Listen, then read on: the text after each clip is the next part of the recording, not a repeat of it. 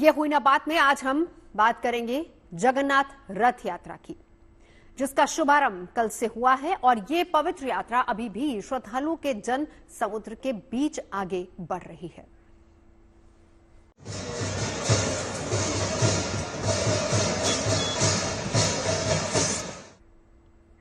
कहते हैं हमारे त्योहारों में हमारी परंपराएं बसती हैं, हमारे उत्सव हमारे ऐसी धरोहर हैं जिसमें हमारी सनातन परंपरा के संस्कार निहित हैं। पुरी में प्रसिद्ध जगन्नाथ यात्रा आज दूसरे दिन जारी है। भगवान जगन्नाथ, बहन सुभद्रा और भाई बलभद्र के साथ भक्तों के दर्शन देने पधार चुके हैं और पुरी में चारों ओर आस्था का जन समुद्र नजर आ रहा है, जो तस्वीरों में भी नजर आ रहा है। तो पुरी किस तरह का नजर आ रहा है वो आप इन तस्वीरों में देख सकते हैं। रथ यात्रा और जगन्नाथ मंदिर से जुड़े वो कौन सी ऐसी बातें हैं जो कि लोगों को पता होनी चाहिए, आज हम इसी कार्यक्रम में इसको लेकर चर्चा भी करेंगे। आस्था की इस अनूठी परंपरा पर हमारे तमाम खास मेहमान बातचीत करेंगे, लेकिन उससे पहले हम आपको दिखाते हैं रथ यात्रा की खूबसूरत तस्वीरें।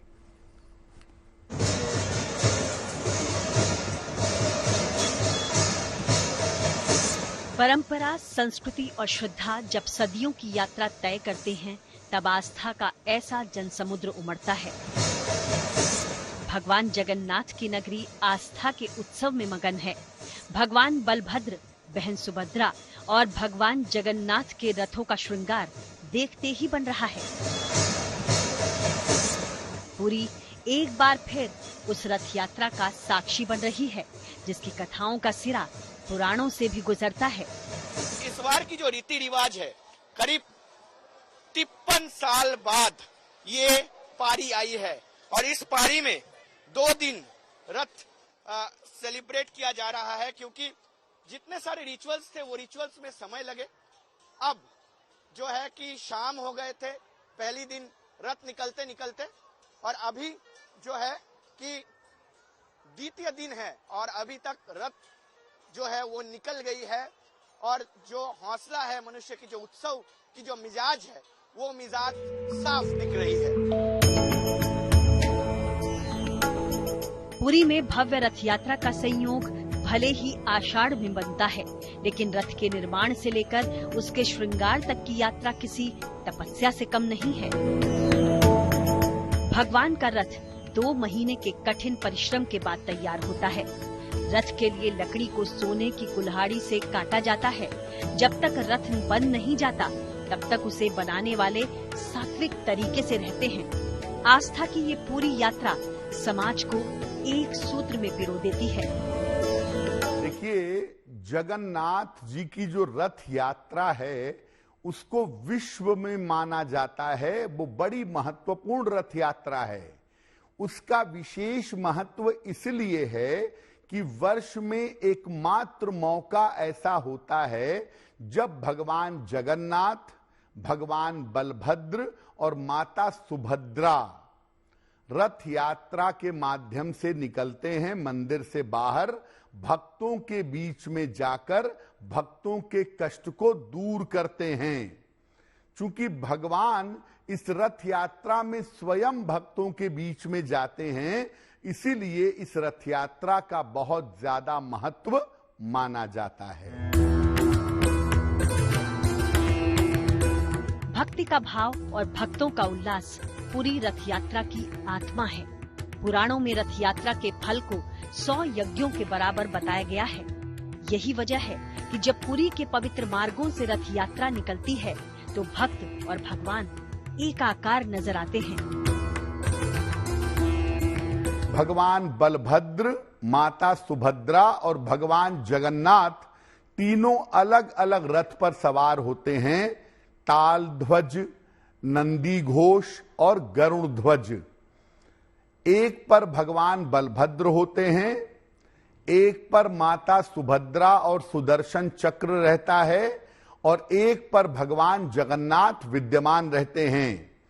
भगवान बलभद्र जीवन के सृजन का प्रतीक हैं, माता सुभद्रा पालन का प्रतीक हैं और भगवान जगन्नाथ सृजन, पालन और संहार तीनों के प्रतीक हैं। इसीलिए तीनों अलग अलग चीजों को व्यक्त करते हैं और तीनों अलग अलग रथ पर सवार रहते हैं।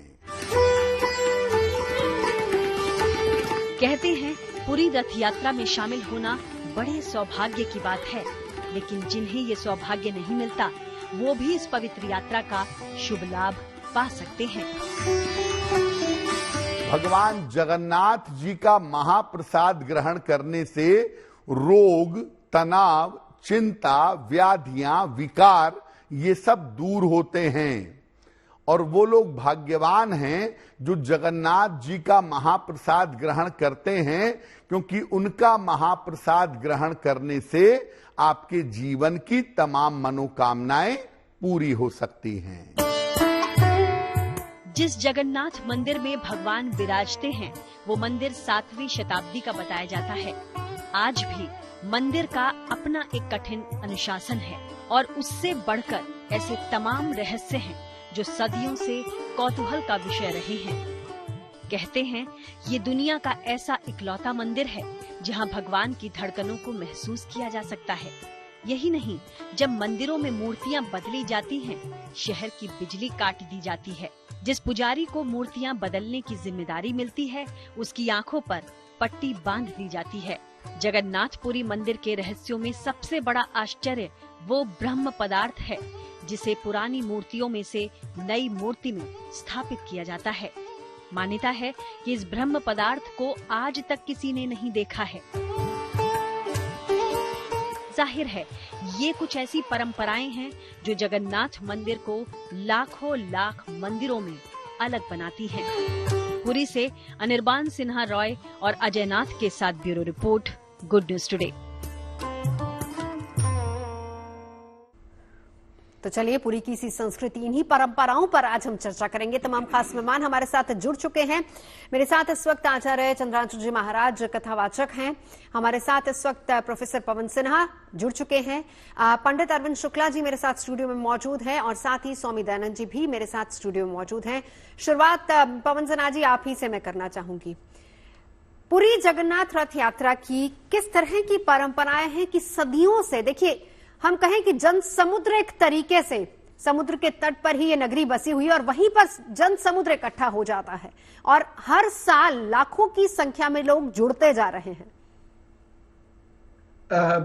अगर हम पुरी को ढंग से समझना पढ़ना चाहते हैं तो हमें इसका रेफरेंस मिलता है स्कंद पुराण में, नारद पुराण में, पद्म पुराण में, ब्रह्म पुराण में, और वहां इस क्षेत्र को बोला गया है पुरुषोत्तमपुरी या शंख क्षेत्र या श्री क्षेत्र। तो यहाँ पर जब ये मंदिर जो आज है, जब ये नहीं भी था तो भी उस समय यहाँ पर बहुत सारे उत्सव होते थे और भगवान जगन्नाथ जी की यहाँ पर पूजा होती थी। यानी हम ये कह सकते हैं कि इस क्षेत्र में जो पूजा होती है ये उस समय के वनवासियों द्वारा शुरू की गई होगी। दूसरी जो बहुत महत्वपूर्ण बात है वो इस मंदिर की जो वास्तुकला है वो उड़ीसा या कलिंग नागर शैली की है, जो अपने आप में बहुत यूनिक है। और यहाँ पर जो ध्यान देने वाली बात है, यहाँ पर समुद्र से जो हवा आती है इस मंदिर की ओर वह उल्टी आती है और संध्या में ये ऊपर से नीचे की ओर आती है और दिन में नीचे से ऊपर की ओर जाती है। तो ये पूरे विश्व में इकलौता इस प्रकार का भवन है समुद्र के किनारे, जहां पर समुद्र की जो हवा है वो एक अलग गति से चलती है। बिल्कुल पवन जी, चीजें मैं जरूर कहना चाहूंगा एक सेकंड में कि यहाँ पर पूरे दिन कभी भी कलश जिस भवन पे लगा होता है उसकी परछाई कभी नहीं आती है और ध्वज के ऊपर से और मंदिर के जो कलश है उसके ऊपर से यहाँ पर कोई पक्षी भी नहीं उड़ता है। बिल्कुल। स्वामी दयानंद जी भी हमारे साथ है। स्वामी जी, किस तरह की परंपराएं जुड़ी हुई हैं? देखिए, आपके चैनल के माध्यम से रंधवा जी मैं ये बताना चाह रहा हूँ पूरे विश्व में ये अद्भुत मंदिर है। ये जो पवन सिन्हा जी जो अभी बोले हैं कटु सत्य बोले हैं, और यही नहीं उसके ऊपर जहाज भी नहीं जाती है और उसकी ध्वजा का जो पताका है वो विपरीत, हवा के विपरीत दिशा में जाता है। ये एक अद्भुत चीज है कि हवा जो है सबको अपने में लपेटता है, लेकिन उस झंडे को नहीं लपेट सकता है, क्योंकि ये झंडा किसका है? कृष्णाय वासुदेवाय देवकी नंदनाय च नंद गोप कुमाराय गोविंदाय नमो नमः। नमः पंकज नभाय नमः पंकज मालिने नमः पंकज नेत्राय नमस्ते पंकजाग्रे नमो अकिंचन विताय निविर्गुटवीते आत्मा रमाय शांताय श्री कृष्ण कृषक वृषभाव निर्जगा राजन नमस्दहनाम अपवर्ग बीज गोविंद गोधी सुरार्तिहारावतार योगेश्वर अखिल गुरु भगवन नमस्ते। जो योगेश्वर हैं, जो रथ के मालिक है योगेश्वर, वो अखिल ब्रह्मांड के एक्सेप्ट रचयिता है और कोई नहीं, वही गॉड है। वो क्या करता है? वो धत्ते भुवनानि सत्य गुणवान स्रष्टा संशया संहारता तमसा नबिंतो गुणमती माया मतित स्थिता सदानंद बमंत्र बोधमयम ब्रह्म संज्ञा स्पंदम नित्यम सत्यम समन्वयाधिगतम पूर्णम शिवम धीमहि। अर्थात वो पूरे विश्व को पैदा करने वाले हैं और पालन भी करने वाले हैं और संहार करने, वही सर्वेशाच देवानाम राजा पुरुषोत्तमा सर्वेशाच क्षेत्रानाम राजा पुरुषोत्तमा और सर्वेशाच मासानाम राजा पुरुषोत्तमा। अर्थात सभी देवताओं को मालिक श्री कृष्ण है, सभी स्थानों का मालिक श्री कृष्ण, चाहे वो पूजा का स्थान हो चाहे श्मशान घाट हो, और सभी देवताओं के मालिक वही है। इसीलिए वो कहते हैं अर्जुन को सर्वधर्माणि परित्यज्य मामेकं शरणं व्रज हम सर्व पापे भो मोक्षामि मा शुचा। तुम सभी धर्मों को छोड़ करके मेरे पास आ जाओ, मैं प्रतिज्ञा करता हूं कि तुमको अपने में बसा लूंगा। बिल्कुल। चलिए, आचार्य चंद्रांशु जी महाराज भी हमारे साथ मौजूद हैं। आचार्य जी, हर बार आप कोई ना कोई कथा जरूर सुनाते हैं हमें, तो इस बार पुरी जगन्नाथ रथ यात्रा से जुड़ी कौन सी कथा सुनाएंगे? बहुत बहुत धन्यवाद नवजोत जी। सचमुच सबसे पहले तो नाथों के नाथ, पूरे ब्रह्मांड के स्वामी जगन्नाथ भगवान के रथ यात्रा के संपूर्ण देशवासियों को मेरी ओर से भी, अयोध्या धाम की ओर से भी बहुत बहुत शुभकामना है। जगन्नाथ भगवान की यात्रा के बारे में बहुत से आचार्यों ने और आपके चैनल पर, स्क्रीन पर भी बहुत सारी जानकारी ऑलरेडी दिखाई जा रही, जो अत्यंत महत्वपूर्ण है। मैंने सुना है अब कि हमारे यहाँ वैदिक सनातन पद्धति में पढ़ा भी है कि 8 प्रकार की भगवान के विग्रह हैं, मूर्तियां हैं। उन मूर्तियों में भी कहीं ना कहीं, उन मूर्तियों को अगर देखें तो उसमें भी धातु की मूर्ति है, पाषाण की मूर्ति है। जगन्नाथ भगवान की जो मूर्ति है वो दारुमय काष्ठ से निर्मित होती है। ये सारी विशेषताएं तो दिखाई जा रही है और सुन भी रही हैं, पर आपने एक कथा की बात किया तो मुझको अचानक अभी बात याद आ गई। जगन्नाथ भगवान के भात का भी बहुत महिमा है जी। जगन्नाथ के भात को जगत पसारे हाथ, भगवान जगन्नाथ का जो महाप्रसाद है ना, वो भात है। एक बड़ी उक्ति है, दर्शकों तक जाना चाहिए। रीवा के महाराजा, उनका महाराजा श्री रघुराज प्रताप सिंह जी नाम था। एक बार वह जगन्नाथ भगवान का दर्शन करने के लिए गए हुए थे। वहां तो ऊपर नीचे छोटा बड़ा तो कोई होता नहीं है, हर कोई बड़े प्रेम के साथ में पंगत में बैठ करके भगवान के प्रसाद को पाता है। जब महाराजा रघुराज प्रताप सिंह बैठ करके प्रसाद पा रहे थे, तब उन्होंने देखा कि उनके राज्य का एक कर्मचारी जो झाड़ू लगाने का काम करता है, गली गली साफ करता है, वो भी बगल में बैठ करके उनके साथ ही उसी प्रसाद को पा रहा है। तो उनके मन में खिन्नता आ गई, और खिन्नता आने के कारण वो प्रसाद नहीं पा पाए और उनके मन में उद्विग्न मन से वहां से उठ गए। एक तरह से जगन्नाथ भगवान के उस महाप्रसाद भात प्रसाद की उन्होंने अवहेलना किया, तिरस्कार किया। उसके परिणाम स्वरूप जब वो लौट करके आए तो उनके पूरे शरीर में कुष्ठ रोग अपने आप चिन्ह अंकित हो गया, जिसके कारण महाराजा रघुराज प्रताप सिंह अत्यंत दुखी रहने लगे, बाहर निकलते नहीं थे। फिर किसी महापुरुष के द्वारा उनको पता चला कि उनसे जगन्नाथ भगवान के भात का अनादर हुआ है। तब जाकर के 3 दिनों तक मंदिर के पीछे बैठ करके रोते रहे। आज इधर मंदिर का मुख घूमा हुआ है, ऐसी उक्ति कही जाती है कि 3 दिन बाद पूरा मंदिर का मुख घूम गया और जगन्नाथ भगवान की कृपा से उनका पूरा कुष्ठ रोग ठीक हुआ। और साथ में आशीर्वाद देकर के जहां पर हम तिलक लगाए हैं वहां पर थोड़ा सा चिन्ह बचा हुआ था, तो वहां पर वो अपने आप तिलक लगा लेते थे, पता नहीं चलता था। तो निश्चित तौर पर जगन्नाथ भगवान का भात और जो बनने की प्रक्रिया है उसके पहले भी जितनी भी हंडी रखी जाती है, सबसे पहले ऊपर वाला चावल सिद्ध होता है, भात सिद्ध होता है, समुद्र का गर्जना नहीं सुनाई पड़ता। तो ऐसी बहुत सारी बात है। भगवान के लिए एक श्लोक केवल मन में है कि आज प्रणाम कर लूं उनको, इसलिए मैं सुनाना चाहता हूँ उसको। जी चंद्रांशु जी, अगर हाँ अरविंद जी, देखिए पुरी से बहुत खास महत्व है पुरी में भगवान जगन्नाथ की रथ यात्रा का, लेकिन आजकल हम देख रहे हैं कि अहमदाबाद में शुरू हो गई है, उधर पश्चिम बंगाल में भी शुरू हो रही है, हर जगह पर लोग यात्रा निकालते हैं। पुरी की यात्रा और बाकी जगहों की यात्रा में क्या अंतर है?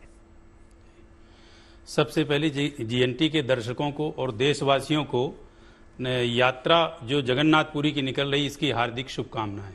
सबसे पहले आपको ये बताएं कि जगन्नाथपुरी की यात्रा क्यों विशेष खास है और लोग यात्रा जो दर्शन कर रहे हैं वो अपने आप में विशिष्ट क्यों हैं, क्योंकि उनसे रूबरू यानी एक तरह से साक्षात परब्रह्म परमात्मा मिलने आते, जिनके विषय में कहते हैं यस्य स्मरण मात्रेण जन्म संसार बंधनात् विमुच्यते नमस्तस्मै विष्णवे प्रभु विष्णवे।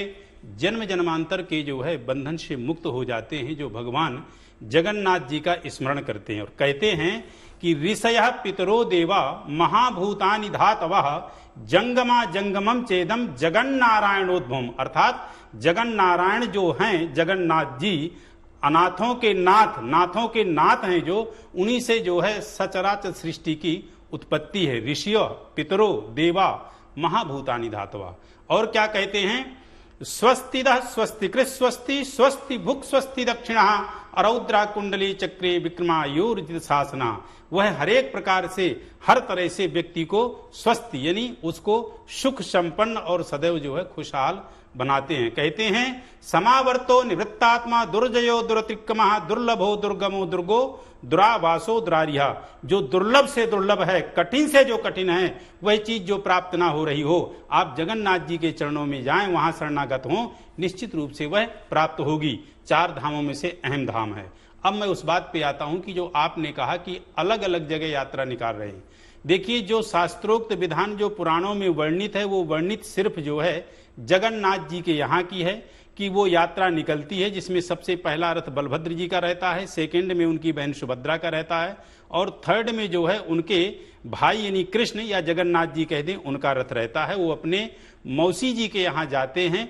नगर विहार के लिए एक बार सुभद्रा जी ने अपनी इच्छा प्रकट की थी, तभी से परंपरा चली आ रही है। कहानी बहुत सारी है लेकिन मेन कहानी ये है कि सुभद्रा ने अपनी इच्छा प्रकट की नगर भ्रमण के लिए, तो बलभद्र और जो है श्री कृष्ण ने यानी जगन्नाथ जी ने उनको नगर भ्रमण कराते हुए मौसी के यहाँ गए। तो मौसी के यहाँ जो मंदिर है गुलीचा मंदिर, वहां पे उनका जो है 7 दिन का विश्राम होता है।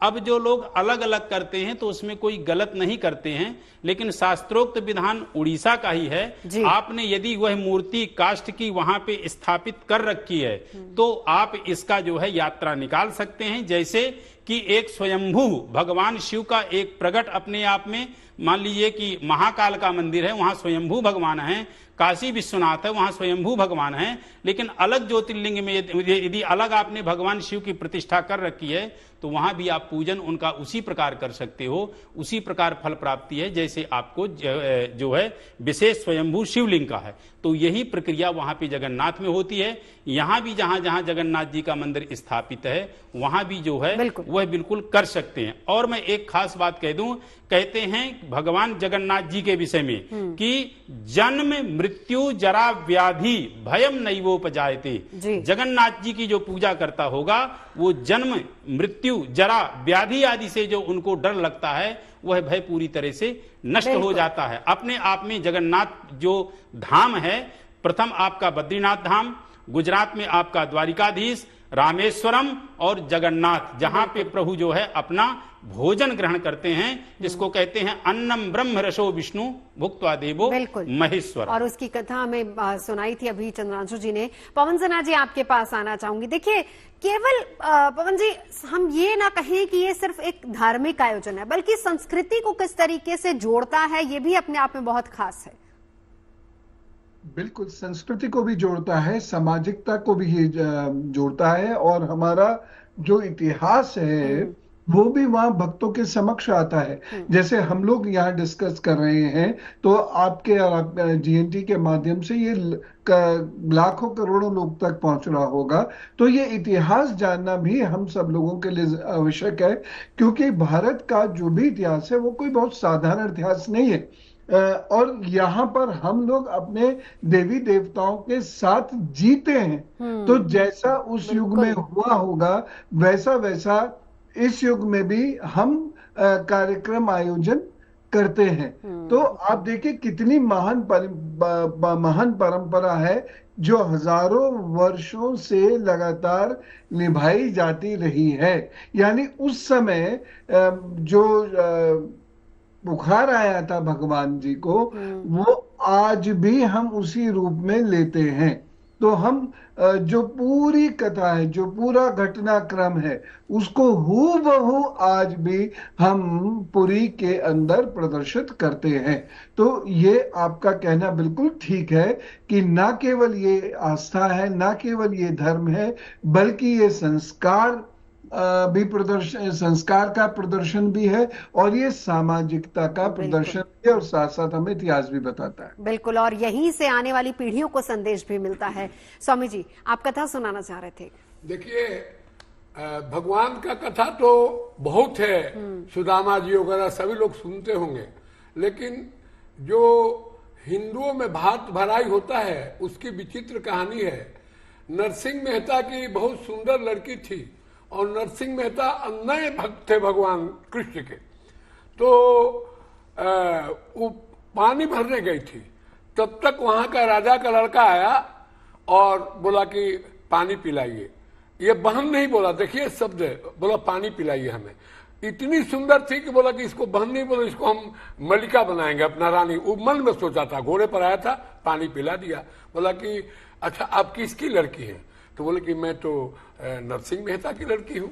नरसिंह के उनके दादा परदादा सभी भक्त थे, और नरसिंह मेहता का एक ऐसा विचित्र स्वभाव था कि भगवान विष्णु के अलावा किसी को मानते नहीं थे, और किसी देवता को नहीं मानते। उन्हीं की सुबह शाम रट लगाए रहते थे, संगीत भी गाते थे। तो क्या हुआ, ये जाकर के घोड़े से उतरा, साष्टांग दंडवत किया, बोला कि महाराज मैं आपके लड़की का, सीधा बोला, पानी ग्रहण करना चाहता हूँ। बोला कि तुम कौन हो? तो बोला मैं राजा का लड़का हूँ। बोला कि ठीक है, अभी रुको, तुम आए हो ससुराल तो रुको, मैं इसको घोड़े पर बैठा के नहीं ले जाने दूंगा, इसको अपना बैलगाड़ी पर बैठाऊंगा और ले जाऊंगा। बैलगाड़ी पर बैठा के वो ले गए। मैं बहुत शॉर्ट करता हूँ, इससे बहुत सी चीजें हैं। तो जब राज दरबार में गए तो उनकी जेठानी नंदानी सब बोले कि लड़की तो बहुत सुंदर है, लेकिन कंगाल घर के आई है। अब कहा राजा और कहा साधु की लड़की। ये बात भगवान कृष्ण को बर्दाश्त नहीं हुआ, और वो बोले कि देखिए ये चले गए, नरसिंह मेहता जी चले गए। और ये बोले कि सॉरी, मैं दुखी हूं कि ये नरसिंह मेहता जी ने ये कुछ दिया है पैसा कि लड़की को दे आओ। ये अपने खजाना जो है वो ले आए। तो आप देखें उसमें कबीर साहब स्वयं में लिखा है कि बहुत सी साखें सुनी संतन की, बहुत सी शाख सुनी संतन की, बिगड़ी संवारो काम, नरसिंह भगत को हुंडी पेली, दियो रो करो दाम, सुनेरी मैंने निर्बल के बल राम। अब देखो राम और श्याम, आराम शब्द आया है, तो कबीर साहब से लोग पूछा कि उसमें श्याम बोले, श्याम की कहानी और राम कर रहे, तो कहते हैं कृष्ण कृष्ण प्रभु राम, राम कृष्ण विभो हरे, दोनों एक है। त्राहिमाम सर्व दुखेभ्यो रमया सह माधवा, पूजा चयम मया दता पितामह, जगत गुरु ग्रहान जगदीशान नारायण नमस्तुते। वो हुंडी किसी से भली, राज दरबार फेल हो गया, वो हुंडी किसी से नहीं, इतना बड़ा चेक था। तो ऐसे थे हमारे भगवान वासुदेव गृहे साक्षात भगवान पुरुष पर जनिष्ठे तति पदार्थे संभवन्तु श्रीस्ते निश्चय तमुन्मदे जाये माने जनार्दने देवक्या देवरूपिण्याम विष्णु सर्वगुहास अविरासी तथा परंचा दशीन्द्री व पुष्कला केचिदाहुरन्यजात लोकस्य कृते यदो प्रियस्यान्वाये मलये सचन्दनम अपरे वासुदेव देवक्या आतितो अभ्यागत आजस्मच्छमाय वधायत भारावतार नान्य भुवोना विभोदति सिद्धांता भूरिभारेण जातो हाथ भवे अस्मिन् किल समाना नाम विद्या काम शरणस्थानी करिसन्ति केचिना शरणन्ति गायन्ति गुणन्ता भिक्षंसा स्मरन्ति नन्दन्ति तव हितं जना तपस्यन्ति रेण तावका भव प्रवाहो परम पदाविदम सच्चिदानंद रूपाय विश्वोत्पत्त्यादि हेतवे तात्रे विनाशाय कृष्णाय वयम नमः। इसलिए कृष्ण के हम नमस्कार करते हैं। बिल्कुल। चलिए, आचार्य चंद्रांशु जी महाराज हमारे साथ जुड़े हुए हैं, श्लोक सुनाना चाह रहे थे चंद्रांशु जी आप। मैं श्लोक नहीं सुनाना चाहता था, नवजोत में प्रणाम करना चाहता था यहाँ से जगन्नाथ भगवान को। जी जी जी। तो आपने अवसर दिया उसके लिए धन्यवाद। मैं पहले प्रणाम ही करता हूँ। नीलांचल निवासाय नित्याय परमात्मने बलभद्र सुभद्राभ्याम जगन्नाथाय ते नमः, जगन्नाथाय ते नमः। जगन्नाथ भगवान के चरणों में मैं कोट कोट प्रणाम करता हूँ। और जैसा आपने कहा था कि और भक्तों की चर्चा सुनाना है, तो मुझको एक भक्त को मैं भूल नहीं सकता जिसको जगन्नाथ भगवान नहीं भूले, उसको मैं कैसे भूल जाऊं। जब जगन्नाथ भगवान अपनी बहन को नगर दर्शन करवाने के लिए अपने मौसी जी के यहाँ लेकर के जा रहे थे, तो उस रथ पे उसी समय एक परंपरा चली कि जब रथ की यात्रा की परंपरा चल चुकी, तो उड़ीसा में एक साल बेग नाम के मुस्लिम जगन्नाथ भगवान की अनन्य भक्त थे। वह हर बार रथ यात्रा को जगन्नाथ भगवान का दर्शन करते थे, जीवन को धन्य करते थे। एक बार उनकी उम्र के कारण अब वो सम्मिलित नहीं हो सके, उसी समय उनका प्राण परित्याग हो गया। और जिस रास्ते से जगन्नाथ भगवान की रथ यात्रा निकलती थी, वहीं बगल में उनकी मजार बन गई। जैसे जगन्नाथ भगवान का रथ वहां से निकला, बाकी दुनिया वाले याद रखें न रखें, पर जगन्नाथ भगवान अपने भक्तों को कैसे भूल सकते थे। अचानक वहां पर जहाँ पर सालवेग जी की समाधि थी महान भक्त की, जगन्नाथ भगवान का रथ अपने आप वहां पर रुक गया। सब सोचने लगे कि अचानक ये रथ रुका कैसे। थोड़ी देर बाद कुछ लोगों ने बताया ये तो सालवेग जी भगवान जगन्नाथ के महान भक्त की मजार है, और अब इस बार वो आ नहीं पाए, शायद इसीलिए रुका है। तो जितने भक्त लोग थे सब लोगों ने मिल करके कहीं न कहीं सालवेग जी के आत्मा की शांति के लिए सब लोगों ने शांति पाठ किया, मौन व्रत रखा, और तब जाकर के फिर जगन्नाथ भगवान का रथ यात्रा वहां से बढ़ा। तब से परंपरा चल गई है, जब भी भगवान जगन्नाथ की रथ यात्रा निकलती है, उस महान भक्त मुस्लिम महान भक्त सालवेग जी की उस परंपरा को निभाते आज भी वहां पर रथ रुकता है, और वहां उनकी स्मृति महान भक्त को मनोरथ को भगवान जगन्नाथ पूर्ण करते हैं। तो जैसा भगवान का एक स्वभाव है ना कि अपने भक्त को कभी भी भगवान कभी नहीं भूलते हैं। भगवान ने जो कहा कि अहम भक्त पराधीनो यव स्वतंत्र बद्धुजय, भगवान ने कहा कि मैं अपने भक्त के वशीभूत रहता हूँ। भगवान ने तो यहाँ पर भी कहा कि वशी कुर्वन्ति माम भक्त्या सत्प्रिया सत्पतिम यथा, जैसे पतिव्रता स्त्री अपने पातिव्रत धर्म के बल पर अपने पति को अपने वश में रखती है, ऐसे ही हमारे भक्त अपने भक्ति के द्वारा हमको अपने बस में रखते हैं। जो जगन्नाथ भगवान की भीड़ दिख रही है इतनी, वो सब महान भक्तों की है और भगवान इन्हीं भक्तों के अधीन रहते हैं, इन्हीं भक्तों की इशारों पर नाचते हैं। और कहते हैं कि बहुत सौभाग्यशाली होते हैं वो लोग जो कि यहाँ पर साक्षात दर्शन करने के लिए जाते हैं। अरविंद जी, अब हम तो टेलीविजन के माध्यम से ही दर्शन कर पा रहे हैं, वहां नहीं जा पा रहे हैं, तो ऐसे किस तरीके से यहीं पे या फिर जो लोग नहीं वहां पर पहुंच पा रहे हैं उनके लिए आप क्या कहेंगे? देखिए, जो लोग नहीं जा पा रहे हैं टेलीविजन के माध्यम से तो आप बहुत अच्छे से देख सकते हैं, और वहां पे जाने पे तो हो सकता है इतने अच्छे से दर्शन ना हो पाए, तो यहीं से दर्शन करें। लेकिन उस धरती पर जब आप जाते हैं उन 2-3 दिनों में, वो ही अपने आप में बहुत बड़ी बात है। वह प्रांगण तो अपने आप के लिए विशिष्ट है। देखिए, धाम की एक अपने आप में विशेष महत्वता है, और जगन्नाथपुरी का धाम अपने आप में जो है बड़ा अलौकिक और हट करके, जैसा कि मैंने कहा कि बद्रीनाथ धाम आपका जो है वह प्रथम है, गुजरात में आपके द्वारिकाधीश, रामेश्वरम में आपके वहां पे आपके रामेश्वरम में जो तीसरा धाम है वह भी अपने आप में विशिष्ट है शयन का, लेकिन जो भोजन का उनका धाम है वह जो है जगन्नाथ धाम है। और इसीलिए कहते हैं जगन्नारायणोद्भवम, जगन्नारायण में ही सचराचर पूरा ब्रह्मांड समाहित है। तो आप जो है जगन्नाथ जी के नाम का, यानी आप जो है भगवान श्री कृष्ण के किसी नाम का आप जो है स्मरण करें, जगन्नाथ जी की आप जो है कीर्तन करें, जगन्नाथ जी के नाम का जाप करें, आपको विशिष्ट लाभ होगा। और ये जो 10 दिन का पर्व है अपने आप में बड़ा विशिष्ट है, और जिसके विषय में कहते हैं कि यह पर्व कितना विशिष्ट है, यह वो एक तरह से श्री के साथ में है, यानी अपने बहन के साथ में है, अपने भाई के साथ में है, और स्वयं जो है जिसके विषय में अभी कहा, जैसे आचार्य जी ने भी कहा, महंत जी ने कहा कि अचिंत्या व्यक्त रूपाया विश्वोत्पत्त्या दिहे तवे तापत्रय विनाशाया श्री कृष्णाय वयं नुमा।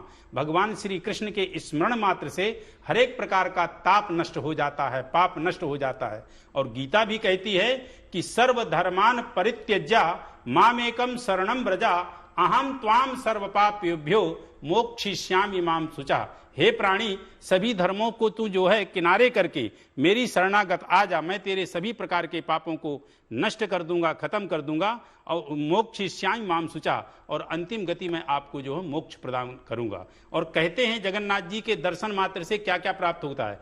रोगार्तो मुच्यते रोगाद, बद्धो मुच्येत बंधनात्, भयान मुच्येत भूतस्तु मुच्येतः पन्न आपदा। यदि कोई रोगी है तो रोग से मुक्त हो जाता है, कोई भय से व्याप्त है तो भय से मुक्त हो जाता है, कोई यदि धन से आर्थिक दृष्टि से यदि गरीबी हालात से जूझ रहा है तो धन से संपन्न हो जाता है, और यदि किसी के संतान नहीं हो रही है तो संतान से परिपूर्ण हो जाता है। तो कहने का तात्पर्य है कि यह जो स्थान है जगन्नाथपुरी अपने आप में बड़ा विशिष्ट है, और यह प्राणभूत है। हर 12 साल में यहाँ पे जो है यह काष्ठ की लकड़ी से जो है दूसरी लकड़ी में जो है नया प्राणभूत डाला जाता है, और पूरे नगर की लाइट काट दी जाती है। और जो वहां पे पंडित जी रहते हैं, जो वहां पे विशिष्ट पुजारी रहते हैं, उनकी आंखों में पट्टी बांधी जाती है। उन्हें भी नहीं पता कि क्या है, लेकिन उनके हाथों में अनुभूति होती है कि कुछ है मेरे हाथों में, और वह चीज कूद रही है। तो ये यहाँ की विशेष खासियत है, और पूरे विश्व में एक यही ऐसा स्थान है जहां पे भात का प्रसाद लगता है